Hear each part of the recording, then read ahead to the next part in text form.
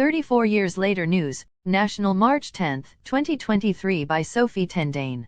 It starts off with two sisters stuck in a water tank at the back of a truck in the middle of the Kalahari Desert. A glass Coca-Cola bottle, thrown from a passing airplane, falls to the ground. The mysterious object causes a stir and confusion among the clan. It must be a gift from the gods, the narrator says as the group discusses the incident in a local language. The 1989 movie The Gods Must Be Crazy Too was a multi-million-dollar blockbuster and received global acclaim. 34 years later, one of Namibia's indigenous child actors, who was 5 years old at the time, says the fame was short-lived, and life has been a struggle. The Namibian met Leonora Jacobs at home at Keetmanshoopstsee block last weekend. She just returned from her work as a shop assistant in the area. Jacobs says she vividly remembers some of the details of the movie that put Namibia on the map.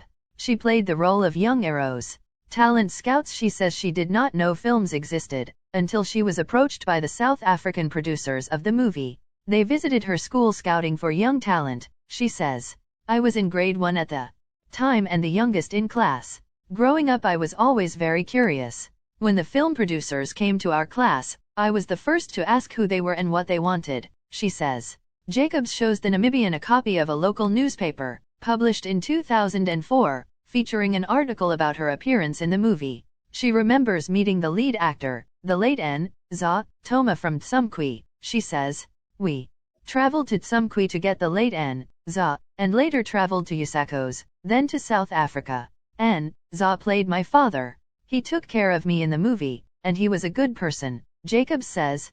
Although she bonded with N. Za during the movie, the two never reconnected after wrapping up the movie. N. Za died in 2003 at Tsumkwi. He received $300 from the movie, according to media reports at the time. I felt very bad when I heard of his death, because I wanted to see him again, she says. So much water in one place. Jacobs says her favorite part of the movie was when she was asked to run 100 m, while being chased by a jackal. I ran and ran while the jackal was chasing me. We had to redo the scene, because the first jackal was faster than me, she says. Jacobs recounts a scene in which she and her screen sister get stuck in a water tank. I was very shocked to see so much water in one place, and we struggled to get out, she says.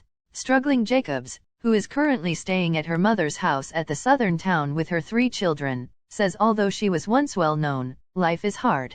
I am the breadwinner. I struggle with food and to enroll my children at university, she says. People at Keetmanshoop know I am struggling, even after acting in a $1 million movie. Fame does not mean anything if you are still poor, she says.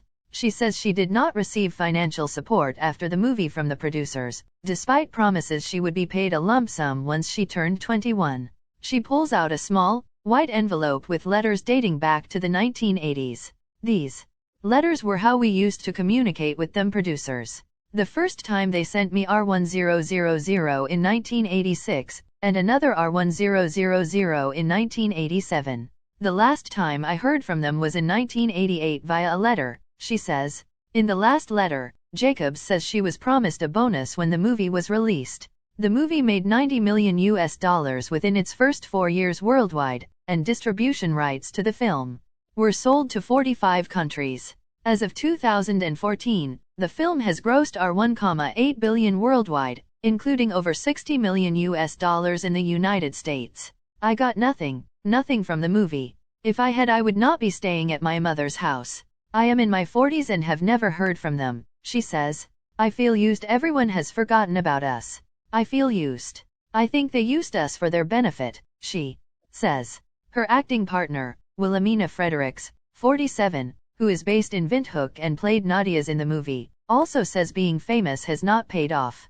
Sometimes when the kids start playing the film, I feel like switching the TV off, but my kids always stop me. People are still watching the movie and they like it.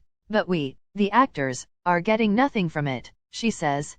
Fredericks says her mother once told her they received money, although she is not sure how much. I remember every time they send us something, there was always a promise that we would get more when the movie starts playing. My mother is dead now, but I have not heard from them since the movie came out, she says.